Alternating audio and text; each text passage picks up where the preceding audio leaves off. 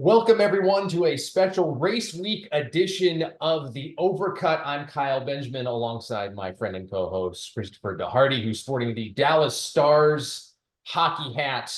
A lot of sports happening in the world right now, but the main focus right now is on the 108th running of the Indianapolis 500. Coming up, we hope, weather permitting, this Sunday. There currently is a window over Terre Haute. So Yeah, here's that joke hoping. never gets old. No, no. A lot of sports happening. Let's just get that out with the next 45 seconds or so. First of all, yes, Dallas Stars are playing Edmonton tonight as the day we record this.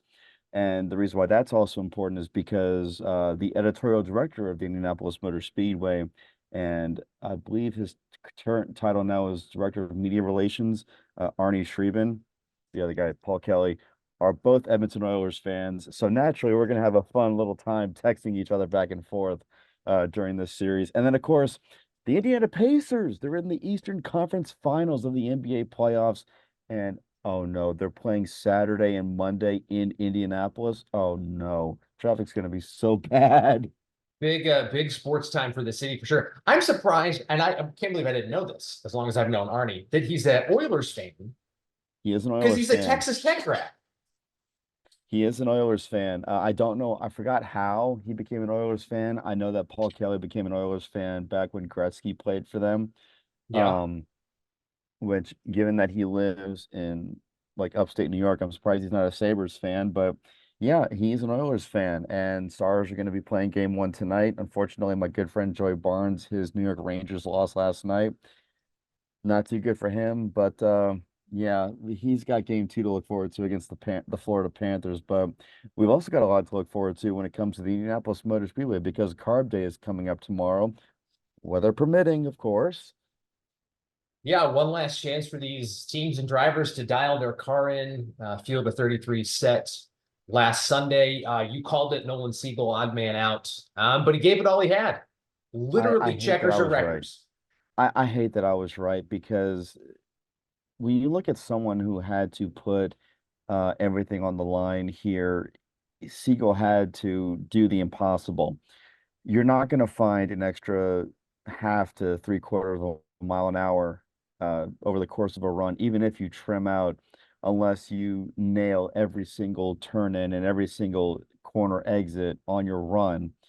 Siegel, he turned two runs on Saturday's qualifying. So first of all, I have to go back in time a little bit. He flipped on Friday's Fast Friday practice session. They had to build up a road course tub from Jack Harvey that I think it was the one he ran in the GP into a super speedway car. They cranked in all the downforce on Saturday. He did a four-lap run of 226 miles an hour. He did another one of 228 miles an hour. And I spoke to a mechanic for the team Sunday morning. And I said, he had a lot of downforce cranked in that thing to make him comfortable, right? He said, yeah. If you take out the downforce and trim it, does he have a chance of making the race? And they said, if he doesn't lift. And he said, that's the key. And he did one run earlier in the session, got bumped after Marcus Ericsson remembered how to count to four. So he was pulling his Tom Brady impression. And then unfortunately, Nolan tagged the wall exiting turn one. It damaged the suspension link and he spun going into turn two on his second lap. And then he gave the quote of the month so far after in the press conference afterward, where he said, I wasn't going to go home because I lifted, which pure box office. A lot of people were hitting like on that tweet. A lot of people straight up said needs to be on the t-shirt. I didn't know who Nolan Siegel was before, but I do now. And he gained a lot of respect from his fellow drivers, from his mechanics, from fans.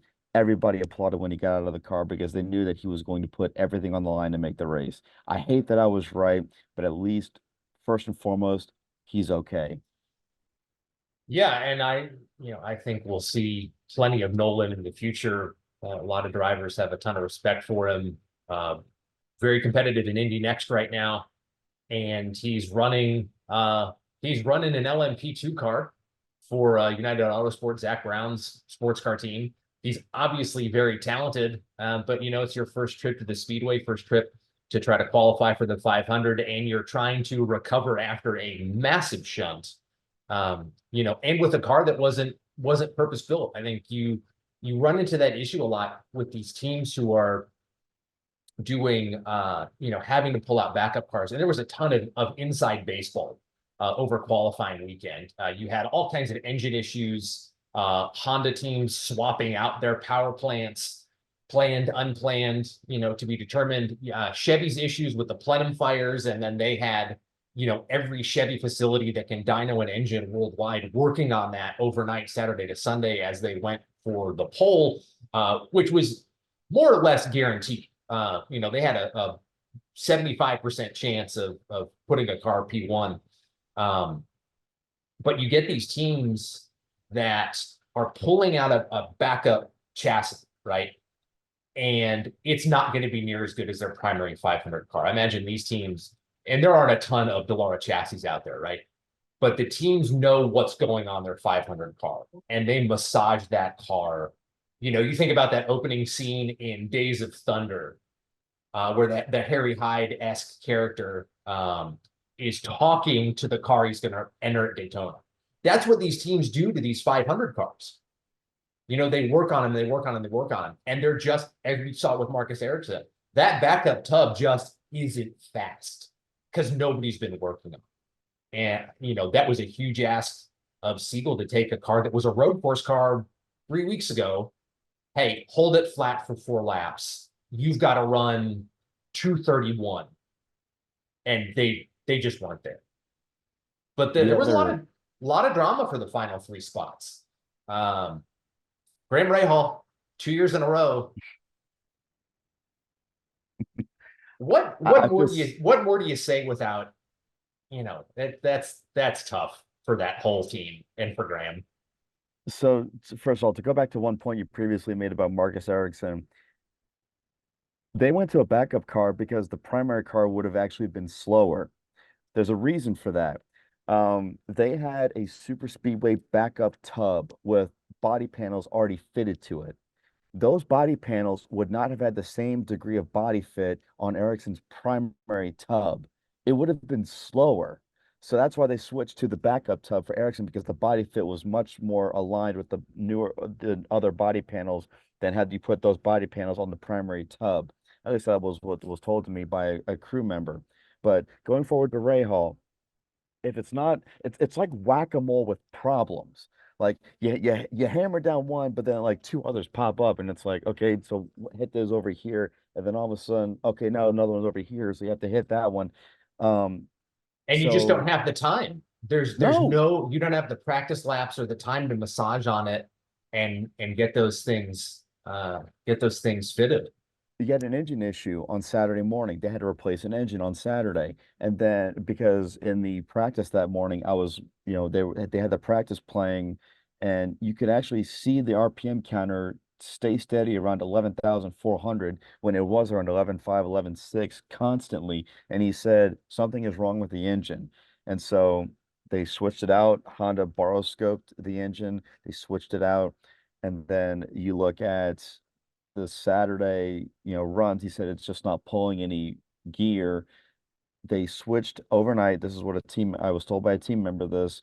They switched out both rear uprights. They switched out the gearbox as well. And then Sunday morning, they had the practice session. And that's when they realized that the lasers that the team used to track the ride height of the car around the track were giving them incorrect readings. And you think, how? Yeah. Why? And then the right rear wheel wasn't properly secured to the car before one of the runs that Graham did in that Sunday morning practice. Now, I want to make sure that we're both understood on this 100%. None of these issues are Graham Rahal's fault. He can only drive what the team has prepared. But sometimes, like, you can make incorrect readings on things. Team Penske, when they missed a show in 95, their setup pad wasn't calibrated right. And we know that because Bobby Rahal's setup was on the car that they leased from Rahal Letterman Racing. I think it was just actually I think it was It Rahal was Hogan at the Rahal. time. Yeah, Rahal But Hogan. Yeah. but anyway, I digress. They put Bobby Rahal setup on the car that Al Jr. drove. Al Jr. drove it slower than Rahal did. And then when they brought the car back to the Rahal garage area, that's when they realized the Penske setup pad was off. Bob Graham can only drive what he has in front of him. These setup issues are not his fault. And it's like, how is Graham responsible for lasers being giving incorrect readings on the car? He's not. But I want to make sure that we get this 100% like correct out there. The team worked on these issues a lot. They had the Monday practice afterwards. I think Graham was in the top third or He was a half or third of the 11th. field. Yeah. Yeah, a top third of the field. So yeah, he's got a good car when everything is like going like reading properly and all the things are set up right. But the best news for him is he had all of Tuesday and all of Wednesday and all of today for the mechanics to go through the car, actually make sure everything is reading properly. Because if y'all remember right, in 2021, he had probably the winning strategy to get that race win, and he pulled away too quickly from the pit stop before his left rear wheel was secured. Graham is going to have a better car for the race than he did in qualifying. The question is, going from third to third, it's really, really difficult to get through the field. But he's got 200 laps to figure that out, though, right, Kyle? Yeah. Strategy on Sunday. I mean, it'd be easy for us to sit here and say, hey, we really like any of the Penske cars because they're stupid fast. Kyle Larson has a chance.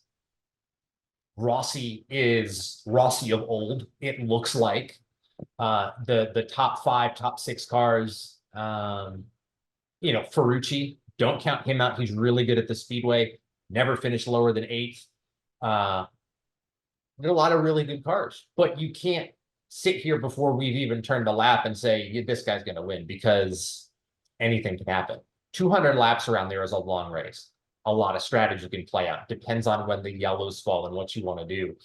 Now, Graham's got to hustle his way through the field, or he's going to be in danger of going a lap down before the first fuel run is up, based on the pace difference and just trying to get through traffic.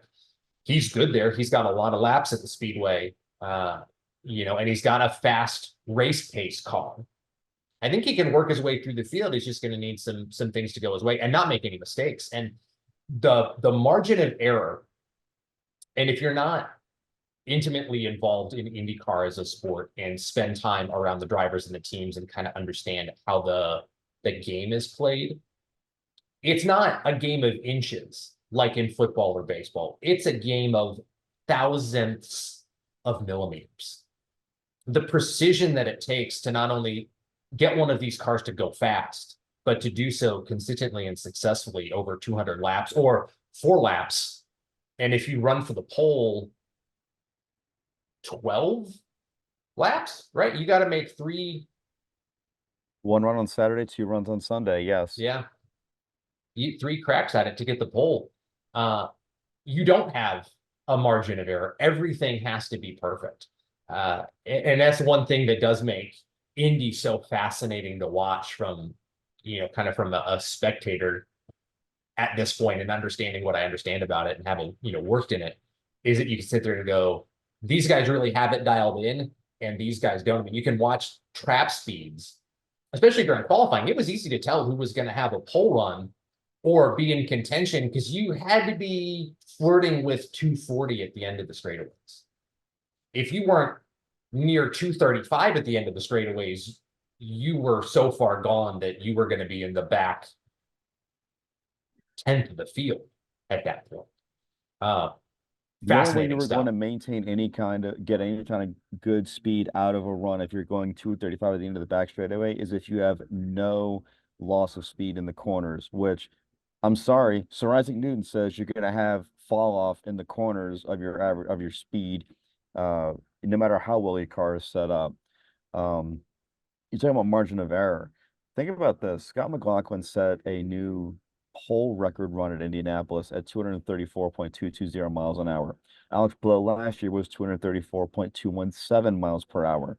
The total distance between McLaughlin's run finishing and Pelot's run finishing, if you look at it over the course of how far behind Pelot's run last year would have been from McLaughlin when he finished, about 8 inches.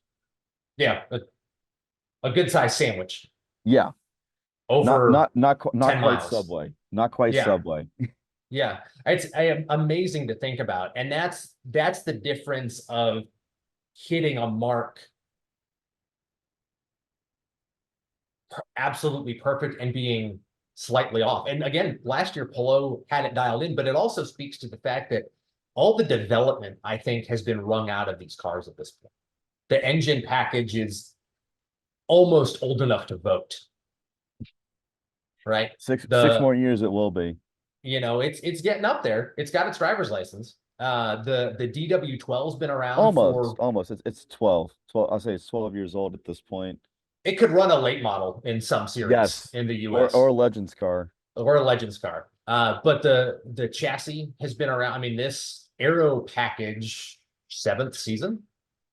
Yeah, Um, 2018, and then the Aeroscreen the for universal, 2020. yeah, the universal aero kit 2018. You bring out the aero screen in 2020. There's been a few iterations of that, but the areas for development are so minute that I think, maybe next year with the hybrid, we'll see someone tackle Ari's lap record. I would like to Um, think so. But it's going to I take a think, lot because there's going to be a little bit extra weight on the car. Then again, we thought there was going to be some people were thinking it was going to be a new track record this year with the reduced weight, but all we got was 0.003 of a mile an hour between Pelot's run last year and McLaughlin's run this year. yeah, they've probably hit the boundaries of physics, I think, with the car and the engine package. Uh, Unless you give them an extra you 100 know, horsepower. yeah, but even then, they've got those things, stuck as best as they can be. And I know there are a lot of drivers who will hang it all out there. But at some point, you can only get so much. The laws of physics being what they are, I think we may have kind of hit that tipping point where you might see incremental bumps, but I don't think you'll see a huge jump in speeds just because we may have engineered ourselves into like this is what we're gonna get. You might see a little bit here and there, but then again, I'm Uh, not an engineer. Unless Firestone comes up with a miracle tire. Yeah, yeah, a lot of elements go into it, but good crowd over the weekend. I think I Very good saw crowd. 90,000, which is awesome for 2 days of qualifying. It was fun to watch on TV. NBC went commercial free, so big props to them for doing that. And now the focus turns to Sunday, Carb Day, Friday, where one last chance for all these guys to dial it in, guys and gals. Shout out to Catherine Light for putting it in the field. All the activation she's done with her sponsor, Elf, Eyes, Lips, and Face. Face. Face. Yes, thank you. I was like, was gonna say M for makeup. Yeah, but and good to see a sponsor go full bore behind the effort. They've been very prominent on social media, posting photos of Catherine and the car, which is great. And they're now That's an official partner of the Indianapolis Motor Speedway. there you go. And in the year of our Lord 2024, IMS has an official makeup partner. Love to see it. That's our good friend Tony DeZino. That's an all-time motorsports Mad Lib right there. I love Tony. He actually got here this morning, and our friend Arnie told him like get out because He um, always brings rain with him. exactly like at Long Beach that one year he talked about when Dario Ben did, and yeah, that was a fun conversation to have in the media center. Arnie said, "Thanks for coming. Get out." Yep. Yeah, that's it, for those of you who understand the hashtag blame Tony joke. Uh, Tony tends to bring rain with him where he goes, but hopefully not this year. Hopefully the weather cooperates and we have 1,100 miles of glorious racing on Sunday. If not, we'll get it when we can get it. Sunday and Monday, maybe. I don't know. There are worse ways to spend a national holiday than watching racing. Yeah, how much do I have to bribe the weatherman now? Come on. Or no more rain. All right. All right. Just put my wallet up. It has to hold off till the checkers fall. Yeah, I don't want to have a shortened race. Last time we had a rain shortened race at Indianapolis was 2007. The last time that the race was actually delayed a full day because of rain was 1997. Um, so yeah, we don't want any of that. Um, please, please, please, please, we don't want Right. any of that. We'll see. We're still a couple days away. Mhm. And forecasts can change, but the weekend forecast across most of the U.S. is a little sketchy at best. So looking ahead to the race, you're on site at the Speedway. You've been around the drivers. You've been around the teams. What's the vibe? What's the chatter in the paddock? It's Penske versus the field in terms of how you're gonna call this race. I Fun fact, I've done two other podcasts about this. Other friends of mine asked me to be a guest, and when they asked me for picks, I told them both the same thing. There are three picks that you make for this race. You make your Penske pick because you have to. You make your favorite pick outside of Penske, and then you make your outside the top 12 pick.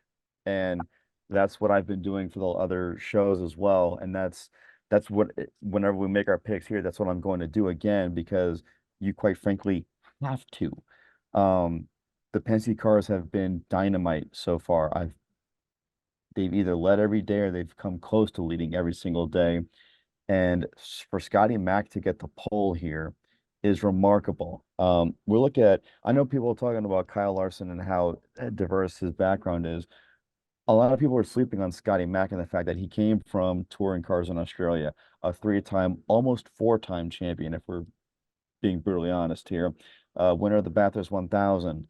He's won several IndyCar races. He finished, if my memory is correct, he finished second in last year's championship or third, I think. I think it was third, actually. Yeah, he was third. Um, Dude's box office. Dude knows what he's doing. He's committed to this 110%. And I think he has a great shot of winning. Is he my Penske pick? No, he's not, but he's very hard to go against. Mm-hmm. My money is on willpower. Um, I think he joins that rare class of multi-time Indy 500 winners. Um, it was good. Speaking of the power fame, it was good to see Liz back at the track. 100%, TV had a 100%. couple. I didn't see her crush her signature water bottle, but it was good to see her there after some issues health wise for the powers. But good to see all that. Liz has been around racing for a gazillion years, as has Will. Looking at the starting lineup, Dixon and Elio mired back in the field. Graham, starting DFL. We've already talked about that. He needs a lot of things to go right. Correct me if I'm Uh, wrong, he might be the first driver in Indy history to start DFL 2 years in a row. well, if anybody's going to have that information readily available, it's you, Mr. Indy 500 starting lineup savant. How far back could you pick someone coming? Row nine's got three rookies in Oh, close to it. the Quists, Blomquist and Lundquist. And Grosjean in his third 500. Yeah. Row five is interesting. Herta Palou and Ilott. Props to Ryan Hunter-Reay for putting that car P12. The DRR Cusick one off. He's got a ton of experience. Does that car necessarily have the pace? We'll see. Kirkwood, the highest starting Andretti car. Takuma Sato shows he's still got it and has won with RLL before. So, we'll see how that plays out. I first through, I think anybody in the top 21 starting this race has a shot. I think I'm outside the top 21, so row 8 on back, a lot of things have to go right for you. I'm gonna say I agree with you, except for a couple of caveats. I don't see Kiffin Simpson winning this race. Um, this is his first oval race with Chip Ganassi Racing, and his goal is to finish the race first and foremost. I don't see Ed Carpenter winning from 17th on the grid, primarily for one reason. They start races really well, but as you get further and further and further into the race, I don't know if it's the pressure getting to them or if it's just things just fall off, but at the very end of a race, they just are lacking that last little bit to get them over the top. Um, it's Marco's year, maybe. I don't know. But yeah, I could see a lot of heavy hitters in the top 6 or 7 rows. I'm yeah, 8 on back, you will need a lot of help to get up there. But it has been done before. It has been done. Crazy things have happened. I mean, heck, look at 2021. Sage Karam started 31st and he finished 7th in that race. Yeah. Um, he had a great car. He worked his way through the field. And really, it was one of those situations where he just didn't do anything stupid. As long as you don't do anything stupid, you have a great chance of moving up. It just depends on how you pick your moves and whether or not you have the car to do it. And that day, he had the car to do it. Yeah. And you've got to be, it's a team sport. Folks will put a lot of emphasis on the car and driver, but it's the pit crew, it's the timing stand, your strategists, your engineers, your engine engineer, all those folks combined. I mean, Rossi had the thing won in 2019 and trouble in the pits kind of reset his race. They had the classic Andretti fuel probe issue, which seems to plague that team often. It ended up late caution and a late restart. Rossi and Pageant dueled back and forth, in 19, but that's and then last year, Pelot, who had the dominant car, I mean, he should have walked away with that. He could have won that race by 2 laps last year had it gone green the entire way. He gets taken out in somebody else's mistake in the pits. Renus Everything's VK. again, we've said it a couple times already. Everything has to go right for you at Indy. You cannot make a mistake and come back from it like you could decades past. And The if field something is doesn't go so right, close. if something doesn't go right, you better figure out a way to correct it quickly. Otherwise, yeah, there's no chance. Like you mentioned the fuel probe issue. Rossi in 2016 had a fuel probe issue on 2 different stops, and they were able to fix that to the point where they're like, okay, let's call an audible here. And when you know it, oh, here he is going down in the main straightaway out of fuel to win the race. Um, I do want to go back to Renus VK really briefly. Um, he was 29th on Saturday's qualifying. He went and withdrew his car. The team, Yeah, the that's a story. Yeah, he withdrew his. Tim Broyles, the team principal of team president of Ed Carpenter Racing, they withdrew their time. They put him in the fast lane because they said we think we can go faster. They figured, starting 29th, if we wreck, we're in the last row shootout anyway. They just said, okay, let's just go for it. And then he goes and gets in the top 12 shootout on Sunday. And he had a crash on Saturday morning qualifying. He was the 4th car out. He hit the wall in turn 3 and damaged the suspension on the left side of the car. It shouldn't have happened. It should not have happened, but he did it. He did it. The crew did a magnificent job. It was phenomenal. And yeah, full marks to him for doing that. And he starts 7th, his worst starting position in the Indy 500. This is his first time in 5 runnings he has started lower than 4th. 4th. He's got some work to do. He's got 6 more cars in front of him.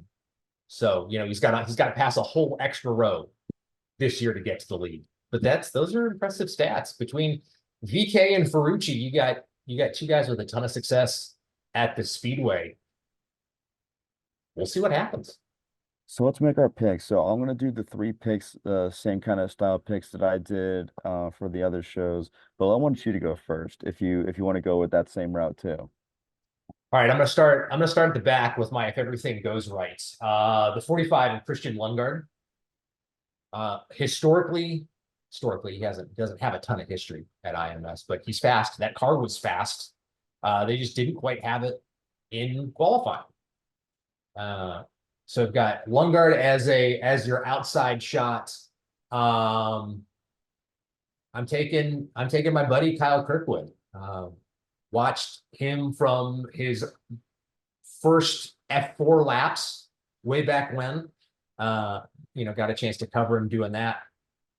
And then I got to go with Will Power. I think Willie Pete puts it on the pole. Not on the pole. P1. Puts it at the top of the pylon. I think he gets his second Borg Warner come Sunday. So I'm actually going to repeat the same picks that I did from the other shows. My Penske pick is going to be Will Power. When he won this race in 2018, he started second. He's finished second in 3 of the 4 races this year. The other one he didn't finish second in was he finished 6th at Long Beach. He's started second, I think, 3 times this year.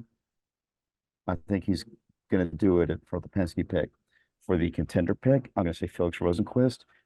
He got Meyer-Shank their first pole earlier this year. Started second at St. Pete, if my memory is correct. He has gelled really, really well with that team.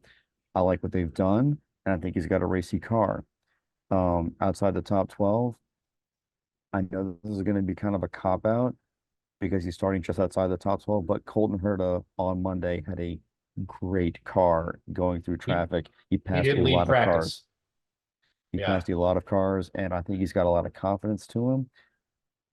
Assuming, of course, he doesn't crash on carb day again like he did a couple years ago. His best finish so far on the 500 was 8th in 2020. Other than that, he has not had a true, complete race here at Indianapolis. I think this year he might be able to get the job done, provided that he doesn't get caught up in someone else's mistake. Yeah. I can't really dispute any of that. Meyer-Shank Racing, buttoned up organization. Their sole focus right now is on IndyCar. They don't have the IMSA program going. Rosenqvist is fast. Meyer-Shank Racing has won the 500 previously. Don't count them out, certainly. And Blomqvist is running Elios Tub. Yeah. So there's some good karma there. It's a car that's fast for sure. Yeah, we have a few minutes left, so I'm going to ask for 2 random predictions, whether it's finishing order, first car out, or when last lead changes. 2 random predictions. Oh, I think your last, well, I don't know. Last lead change is going to be on lap 198. Okay. First car out, Marcus Ericsson. Really? All right. Interesting. For my 2 random predictions, I'm gonna say Kyle Larson's gonna finish either 7th or 8th.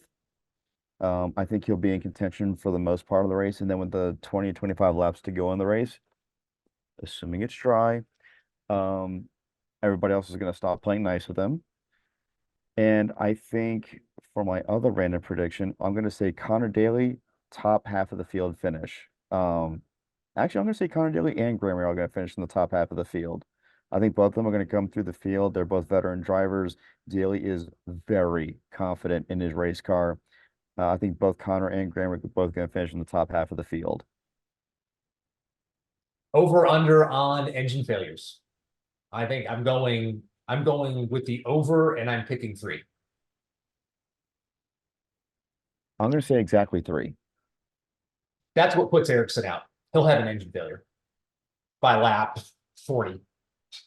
So we want to make sure, and just for clarification's sake, we're not saying that they're built bad or anything else like that. We're saying that these engines are being pushed to the absolute limit, and that sometimes you're playing Russian roulette with how hard you are pushing them. With Honda and Chevrolet, they do a fantastic job with what they do.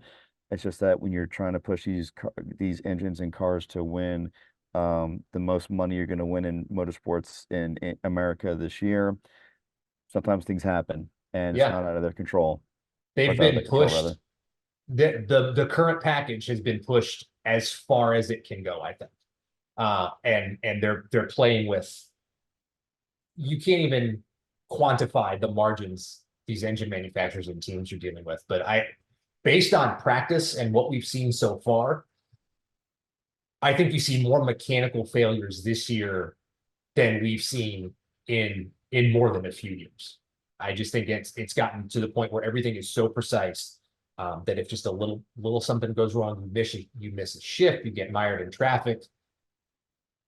You will push that engine past the envelope because that margin of error is almost non-existent. One thing I did want to bring up before we get out of here, Simon Pagenaud announced this morning that he will be taking a couple of laps Yes. around the track in Gilles de Ferran's 2003 Indy 500 winning car. It still is amazing to me that de Ferran he basically just stole Elio's lunch money that year to win, and the Penske team that year, it was so odd. Elio's in a Dallara, Gilles is in a G-Force, and yeah, Simon Pagenaud, who drove for Gilles de Ferran in the American Le Mans Series back in the day, will be taking a couple of laps around the track before the race starts in his mentor's car. It's a great gesture. I'm so happy Simon's going to be at the track on race day, and that's going to be a very, very popular response. Gilles de Ferran had an untimely death late in 2023, gone way too soon. We miss you, Gilles. Yeah, absolutely. Good to see Simon back at the track. This will be his first, as far as we know, appearance in a race car since his crash at Mid-Ohio last year. Gilles was one of his mentors. Simon, longtime Penske driver. So good to see all those things come together. Scott McLaughlin has mentioned he's been talking to someone about racing at the Speedway. Won't give any names. Maybe it was Simon. I don't know. But that's all the time we have for. Wouldn't surprise me either. There's another name out there, but I won't. It's pure speculation. I'm gonna put it out in either. But that'll do it for this pre-race edition. There goes the timer telling me to wrap it up. Pre-race edition of the Overcut. We might get back together after Carb Day to talk a little more prognostication once we see race speeds. But if not, we will talk to you all following the 108th running of the Indy 500. For Chris, I'm Kyle. We'll see you next time. Hi, Mom.